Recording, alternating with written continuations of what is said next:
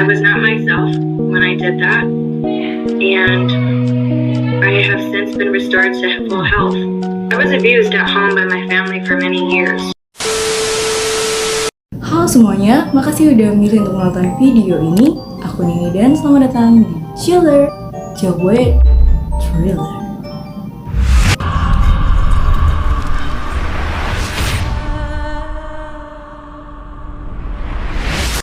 Apa kabar kawan-kawan? Semoga kalian sehat selalu. Di episode kali ini aku akan membahas tentang kisah yang terjadi pada tahun 2012 dan itu kembali viral pada tahun 2021 lalu, dimana ada seorang gadis berusia 18 tahun tega menghabisi nyawa ibunya sendiri dengan cara menikamnya sebanyak 79 kali. Dan kemudian menyita atensi masyarakat dikarenakan selain wajahnya yang sangat cantik, gadis ini juga terlihat sangat percaya diri dan tidak memperlihatkan rasa bersalah sama sekali selama persidangannya. Seperti apa kisah lengkapnya? Tanpa babi bu, ini dia The Story.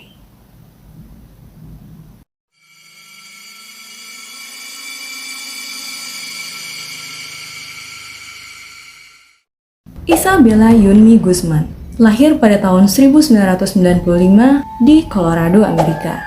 Ia merupakan anak dari pasangan suami istri Robert Guzman dan Yunmi Hoy. Awalnya Isabella kecil tumbuh di tengah keluarga yang harmonis. Hal ini menjadikan dia gadis kecil yang bahagia, ramah, dan periang. Pokoknya vibes-nya dia itu sangat-sangat positif. Sampai di satu titik di mana semuanya mulai berubah dikarenakan kedua orang tuanya mulai sering berselisih paham, bertengkar, hingga akhirnya keduanya memutuskan untuk berpisah. Setelah keduanya berpisah, Isabella kemudian dibawa oleh ibunya Yunmi Hoy. Tak lama setelah perpisahan kedua orang tuanya itu, ibunya bertemu dengan seorang pria bernama Ryan Hoy. Dan pada akhirnya mereka pun memutuskan untuk menikah. Nah, disinilah karakter Isabella mulai berubah. Ia merasa ibunya sangat egois untuk memulai pernikahan yang baru dan tidak memikirkan perasaannya sebagai anak. Karena bagi Isabella, tidak ada yang dapat menggantikan peran ayahnya. Aku ngerti, sebelumnya Isabella ini sangat-sangat bahagia dengan keluarga lamanya, tapi kemudian kedua orang tuanya memutuskan untuk bercerai, dan sebelum ia bisa menerima semua itu, ibunya sudah memutuskan untuk menikah lagi. Ya tapi gimana pun ini keputusan ibunya ya. Meskipun bagi Isabella hal ini sangat membuatnya terpukul. Sebenarnya sebelum pernikahan kedua ibunya yang diresmikan, Isabella ini masih menjadi anak yang ceria. Ia masih sopan kepada ibunya, bahkan ia juga sopan kepada kekasih baru ibunya, Ryan Hoy. Namun itu semua berubah ketika ibunya meresmikan pernikahannya dengan Ryan Hoy dan memutuskan untuk tinggal bersama. Isabella mulai sering membangkang, berantem sama ibunya. Pokoknya karakternya langsung berkebalikan dengan ia yang dulunya sopan, ramah, dan ceria. Apalagi kalau sama ayah tirinya, dia benar-benar merasa kalau posisi ayahnya itu dicuri oleh Ryan Hoy ini. Selalu ada aja hal-hal kecil yang diributkan, kemudian meledak menjadi pertengkaran hebat. Bukan cuma membangkang biasa, tapi Isabella ini sering mengeluarkan kata-kata kasar, bahkan ia itu kerap menggunakan kekerasan kepada ibunya sendiri. Jadi kalau dia nggak senang, ibunya itu bisa dipukul, ditendang. Cuma karena masalah yang sepele, dia itu bakal mengamuk sejadi-jadinya. Begitulah mereka kemudian hidup bersama dalam kondisi yang sangat tidak nyaman itu, tapi sang ibu tetap mempertahankan hak asuh Isabella.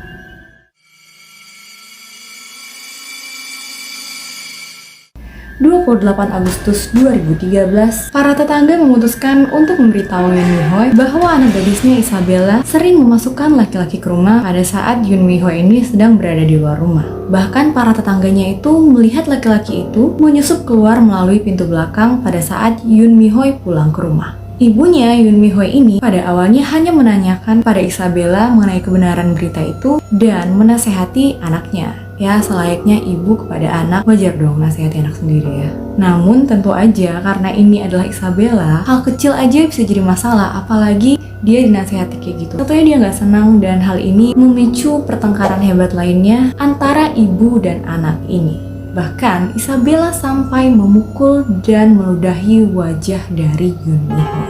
Ryan Hoy, sang ayah sambung yang berusaha melerai pertengkaran itu, kemudian ikut menjadi sasaran dari kemarahan Isabella. Keesokan harinya, tepat pada tanggal 29 Agustus 2013, pada saat sang ibu sedang bekerja di kantor, ia mendapatkan sebuah pesan melalui emailnya yang berisi ancaman oleh Isabella yang bertuliskan "You will pay" atau kurang lebih artinya kau akan dapat balasannya. Nah ini kalau bukan melihat karakter Isabella, mungkin ibunya akan menganggap email ini tuh sebagai cuma nakut-nakutin aja gitu. Nah tapi karena ibunya tahu karakter Isabella ini tuh nekat dan gak ada takut-takutnya, gak ada batasannya, ibunya sangat menganggap ancaman ini serius. Bahkan saking takutnya, Yoon Mi-hoi ini menghubungi 911 untuk meminta pertolongan dan meminta agar polisi melakukan sesuatu atas pesan ancaman tersebut. Sebelumnya, Yoon Mi-hoi juga menceritakan kepada polisi perihal cekcok yang terjadi kepada ia dan anaknya, serta karakter dari Isabella yang memang mampu melakukan hal yang mengancam nyawanya. Polisi kemudian datang ke rumah dan bertemu dengan Isabella. Di sana, polisi mulai memberikan nasihat-nasihat dan peringatan kepada Isabella agar tidak melakukan hal-hal gegabah yang pastinya dapat merugikan dirinya sendiri dan orang lain. Tapi, sepanjang polisi memberikan nasihat kepadanya, Isabella ini terlihat hanya diam aja, menatap sinis tanpa mengatakan apapun. Saat polisi telah merasa cukup menasihati Isabella, polisi pun kemudian pergi dan menelpon Yoon Mi-hoi untuk mengabarkan bahwa anaknya telah mereka nasihati. Polisi bilang, "Ibu, anaknya udah kami nasihati, Bu. Ibu boleh pulang, nanti kalau ada apa-apa, langsung hubungin aja 911 lagi." Tapi bagi Yoon Mi-hoi, usaha dari polisi itu dirasa belum cukup untuk membuat ia merasa aman. Ia kemudian memutuskan untuk mengabari orang yang sangat dihormati oleh Isabella, yaitu ayah kandung Isabella, Robert Guzman. Kemudian di sini Yoon Mi-hoi menceritakan segalanya tentang pertengkaran-pertengkaran itu, bahkan tentang pertengkaran yang sering mereka alami selama ini, selama mereka tinggal satu atap, dan meminta Robert Guzman, ayah kandung Isabella, untuk memberikan nasihat kepada anak mereka ini. Ayahnya Robert Guzman kemudian menelpon Isabella dan menasihatinya untuk menjadi anak yang baik, serta menghormati ibunya juga ayah sambungnya. Nah di situ, tangis Isabella pecah sejadi-jadinya, menceritakan kepada ayahnya ia tidak bahagia selama tinggal bersama ibunya dan juga ayah sambungnya. Ia menceritakan bahwa ibunya sangat egois dan hanya mementingkan kebahagiaannya sendiri. Ia juga mengatakan bahwa ia tidak pernah diperhatikan dan diurus oleh ibunya dengan baik. Namun kemudian ayahnya Robert Guzman ini bilang, "Ibumu orang yang baik. Ia sayang sama kamu, Bel. Bagaimanapun juga, mereka itu kedua orang tuamu. Kamu harus menghormati mereka. Jadi anak yang baik ya, nak. Berbakti kepada orang tua. Isabella kan anak baik, anak pintar." Di sini Robert Guzman udah merasa kalau ia cukup berhasil menasihati Isabella karena Isabella mengiyakan semua nasihat yang telah ia berikan. Tapi ternyata Isabella versi penurut ini itu hanya berlaku sepanjang percakapan di telepon dengan ayahnya saja. Karena pada saat Yoon Mi-hoi pada akhirnya memberanikan diri untuk pulang ke rumah, ia melihat sesuatu yang membuatnya panik dan langsung berlari menuju kamar mandi yang ada di lantai 2 sesaat setelah ia memasuki pintu utama rumah. Jadi pas dia masuk ke rumah, dia ngeliat sesuatu di ruang tamu yang bikin dia itu takut dan langsung lari naik ke kamar mandi yang ada di lantai 2. Sementara itu, suaminya Rian Hoi bahkan sama sekali tidak mengetahui bahwa istrinya sudah pulang ke rumah. Waktu itu ia sedang menghabiskan makanannya di dapur dan kemudian mendengar teriakan istrinya dari lantai 2. Mendengar itu, Rian Hoi sangat panik dan ia pun kemudian bergegas untuk menyusul arah suara tersebut. Namun, setelah ia menemukan sumber suara itu, ia melihat kamar mandi dengan keadaan pintu yang terkunci dan suara teriakan istrinya yang meminta pertolongan sambil terdengar seperti melakukan perlawanan. Rian Hoi dengan sekuat tenaga terus berusaha membuka pintunya dan ia mulai panik saat ia melihat adanya genangan darah dari bawah celah pintu. Sambil berusaha untuk mendobrak pintu itu, Rian Hoi kemudian berteriak dengan mengatakan, "Isabella, jangan bertindak gegabah. Isabella, cepat buka pintunya. Aku tahu itu kamu, Isabella. Jangan menyakiti ibu." Kata-kata itulah yang terus diteriakan oleh Rian Hoi berkali-kali dengan harapan bahwa istrinya akan baik-baik saja. Namun, yang paling membuat kaki dari Rian Hoi ini lemas adalah ketika ia tak lagi mendengar suara teriakan dari istrinya atau suara apapun dari balik pintu itu. Seketika suasana yang tadinya riuh berubah menjadi tenang, bahkan terlalu tenang. Beberapa waktu kemudian terdengar suara kunci pintu dibuka dan keluarlah Isabella dari dalam kamar mandi itu dengan membawa sebilah pisau yang berlumuran darah. Dari sini aku bisa lihat kalau Isabella itu bukan kayak anak yang normal ya. Ya pertama dengan melakukan hal itu aja kita udah bisa lihat kalau dia itu cara berpikirnya itu bukan cara berpikir yang normal. Tapi ditambah lagi dengan dia keluar di saat dia tahu ada ayah sambungnya yang menunggu di luar situ, dia sama sekali nggak takut atau berusaha kabur atau berusaha sembunyi dulu. Dia langsung dengan santainya membawa pisau itu berjalan melewati ayah sambungnya tanpa ada rasa takut sama sekali. Dia cuma buka pintu, jalan kayak biasa, seolah-olah ayahnya itu nggak ada di situ. Nah, balik lagi ke cerita Rian Ho yang masih tercengang dan berusaha memahami situasi yang terjadi ini. Kemudian tanpa membuang waktu, ketika pintunya sudah terbuka, ia langsung bergegas mengecek keadaan istrinya dan alangkah terkejutnya ia ketika ia mendapati istri tercintanya Yoon Mi Hoi tergeletak tak bernyawa di lantai kamar mandi dalam keadaan yang sangat-sangat mengenaskan.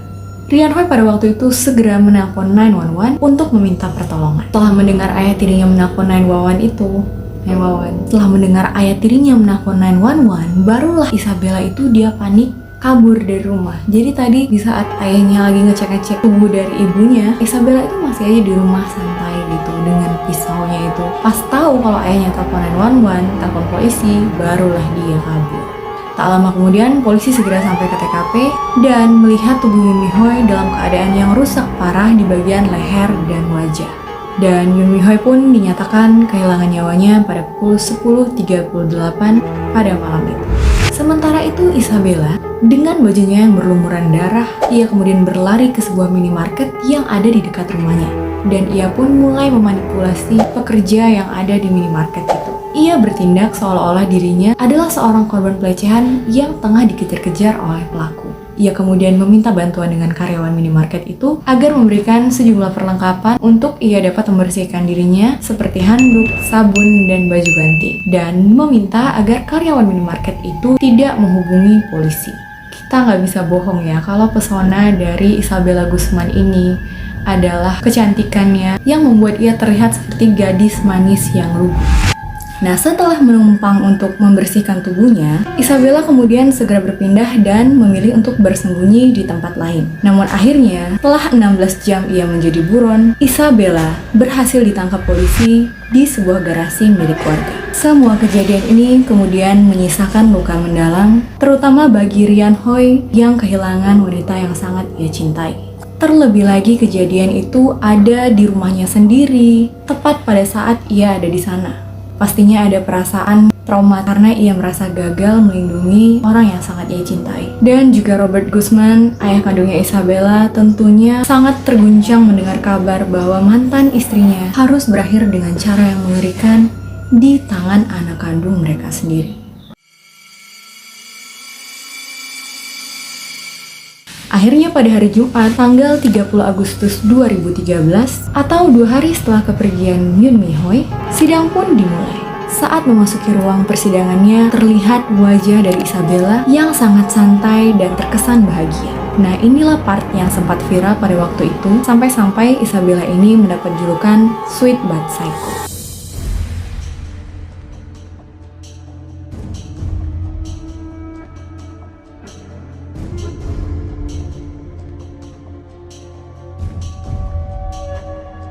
Nah, dari video yang viral itu, banyak pendapat-pendapat yang berdatangan, terutama yang mengatakan bahwa Isabella ini adalah gadis yang sangat cantik. Dan orang-orang mulai membahas tentang kecantikan Isabella. Tetapi banyak juga yang berpendapat bahwa tidak etis untuk memuji kecantikan Isabella, terutama atas apa yang telah ia lakukan kepada ibu kandungnya sendiri. Nah, balik lagi ke persidangan, polisi kemudian menyerahkan sejumlah bukti yang terdapat di TKP seperti tongkat baseball yang ditemukan tepat di samping tubuh korban yang diduga digunakan Isabella untuk memukul ibunya. Dan tentunya juga sebilah pisau yang merupakan senjata yang digunakan Isabella untuk mengakhiri nyawa ibunya. Kemudian hasil laporan otopsi dari Yoon Mi Hoi ditemukan adanya 79 tusukan dan total luka termasuk pukulan dari tongkat baseball dan tusukan semuanya berjumlah 151 luka. Nah, itulah kenapa ada media yang mention 79 dan ada juga 151. Karena sebenarnya 79 itu luka tusukan aja, tapi totalnya itu ada 151. Termasuk luka lebam karena pukulan. Nah, kalian mungkin mikir kalau 79 tusukan itu pasti badannya si Yoon Mi Hoi itu tuh lukanya parah banget. Tapi sebenarnya 79 tusukan itu cuma di bagian leher dan wajah. Jadi di bagian tubuh yang lain itu nggak ada luka, cuma di bagian leher sama wajah. 79 tusukan. Jadi tepatnya ada 48 tusukan di bagian leher dan di wajah ada 31 tusukan. Ini tanda lainnya dari betapa sakitnya si Isabella ini. Kita tahu dia dendam sama ibunya dan udah membulatkan tekad untuk menghabisi ibunya ini. Tapi dia bukannya menusuk di bagian yang mudah untuk ya sekedar menghabisi ibunya, tapi dia malah menusuk di bagian yang bagi dia memuaskan untuk dijadikan tempat lampiasan kekesalan dia pada ibunya ini. Jadi yang dia pikirkan adalah bagaimana caranya perasaan dendamnya ini tersalurkan dengan puas, dan gimana caranya agar ibunya ini merasakan sakit yang paling parah. Hakim kemudian menanyakan kepada Isabella tentang apa motif dari Isabella ini menghabisi nyawa ibu kandungnya sendiri. Lalu dengan santainya ia menjawab, "Dia bukan ibu kandung saya kok, Pak. Ibu kandung saya namanya Cesela." Nah, jadi Isabella ini selalu ditemani oleh satu sosok wanita yang ia bilang namanya tuh Cesela. Sosok wanita ini suaranya selalu ia dengar dan kerap kali memberikan perintah-perintah kepada Isabella. Nah, menurut Isabella, Cesela lah yang memerintahkannya untuk menghabisi nyawa dari Yoon Mi Hoy ini demi menyelamatkan dunia. Kemudian Isabella pun diperiksa kejiwaannya dan dokter mendiagnosa Isabella mengidap skizofrenia, di mana Isabella ini tidak mampu membedakan antara imajinasi dan realita. Walaupun Isabella di internet viral dengan julukannya Sweet But Psycho, tapi sebenarnya skizofrenia dan psikopat adalah dua hal yang berbeda. Psikopat dalam dunia medis disebut dengan gangguan kepribadian antisosial. Istilah psikopat menggambarkan seseorang yang tidak memiliki emosi, perasaan, dan hati nurani, tidak berempati, yang mana ia suka bersikap gegabah, merusak, dan kasar terhadap orang lain tanpa merasa bersalah. Sementara skizofrenia merupakan gangguan mental yang menyebabkan si penderita mengalami halusinasi, delusi, dan mengalami perubahan perilaku, di mana pada penderita ini, ia sulit membedakan mana kenyataan dengan pikirannya sendiri. Dan dari hasil pemeriksaan kejiwaannya itu, hakim memutuskan Isabella tidak bersalah atas penghilangan nyawa ibunya. Sebagai gantinya, Isabella kemudian dikirim ke fasilitas rumah sakit jiwa yang terdapat di Colorado. Di bawah pengawasan rumah sakit jiwa itu, Isabella sering terlihat menatap langit-langit kamarnya dengan tatapan kosong. Dia juga sering bicara sendiri dan ketawa-ketawa sendiri kayak di film-film itu. Nah, kalau melihat video barunya di tahun 2021 kemarin, Isabella yang berumur 26 tahun diwawancarai oleh CBS dan di situ dia menjelaskan betapa pada waktu kejadian itu dia berada di kondisi yang sangat tidak stabil. Pada waktu kejadian itu, ia adalah seorang remaja yang tengah berada di kondisi yang sangat rapuh. Di tengah kemelut perpisahan kedua orang tuanya, dia merasa dirinya adalah remaja yang paling malang di dunia. Ia bahkan pada waktu itu sempat pindah agama, ia rutin mengkonsumsi pil penenang, yang kebetulan katanya pada waktu kejadian itu, pilnya habis. Ia juga mengklaim kerap mendapat penyiksaan dari ibunya, dan dia menunjukkan bekas luka yang ia terima dari ibunya itu. Tapi kita nggak tahu ya ini beneran atau enggak, karena cuma Isabella dan ibunya dan Tuhan yang tahu. Isabella menyatakan bahwa dirinya sudah benar-benar sembuh dan dokter juga menjamin bahwa Isabella ini siap untuk kembali bersosialisasi lagi. Dia juga sangat menyesali perbuatannya dan berharap waktu dapat terulang kembali. I'm not mentally ill anymore. I'm not a danger to myself or others. If I could change it or if I could take it back, I would. Nah, kalau menurut kalian, Cesela itu beneran ada nggak sih? Apa itu beneran halusinasi? Ataukah itu cuma karang-karangannya Isabella aja? Ataukah itu kayak semacam teman imajinasi? Atau justru itu ada hubungannya sama hal mistis? Gimana menurut kalian? Komen di bawah. Aku pernah dengar cerita dari teman aku yang dokter, pada waktu itu dia koas, dan di bagian kejiwaan itu ada bermacam-macam pasien kejiwaan yang unik, yang tidak bisa kita deteksi hanya dari melihat tampilan fisiknya. Bahkan ada 2 orang yang datang, ibu-ibu dan anak perempuannya yang cantik banget, dan teman aku ini ngira kalau si ibu ini yang mengidap skizofrenia atau memiliki gangguan kejiwaan. Karena kalau ada 2 orang yang datang, biasanya yang lebih tua itu yang mengidap gangguan kejiwaan, karena orang tua kan lebih rentan dengan skizofrenia ya.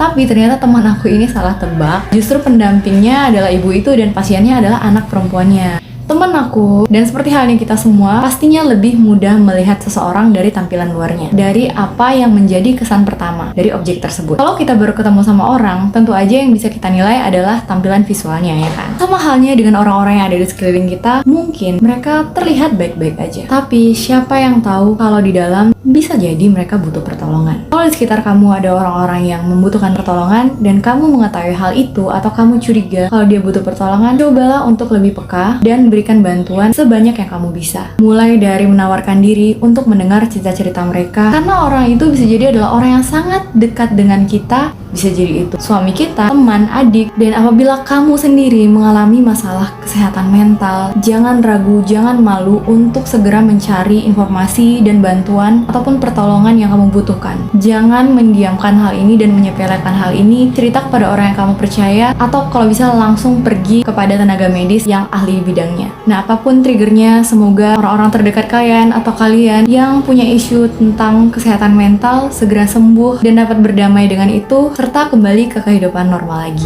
Segitu dulu cerita hari ini. Aku minta maaf apabila ada kesalahan atas penyampaian dan caraku menyimpulkan cerita yang aku sampaikan. Semuanya murni aku dapatkan dari media yang beredar aja, kawan-kawan. Jangan lupa like, subscribe, dan tinggalkan juga komentar positif kalian biar aku semangat upload video. Kasih tahu aku juga kalau ada kasus-kasus atau cerita thriller tertentu yang kalian mau aku bahas. Video ini dibuat tanpa ada yang maksud untuk menakuti atau membuka aib siapapun, tetapi untuk dijadikan bahan pelajaran bagi kita semua agar lebih waspada dalam menjaga diri sendiri maupun orang tercinta. Sampai jumpa di video aku yang lainnya. Bye!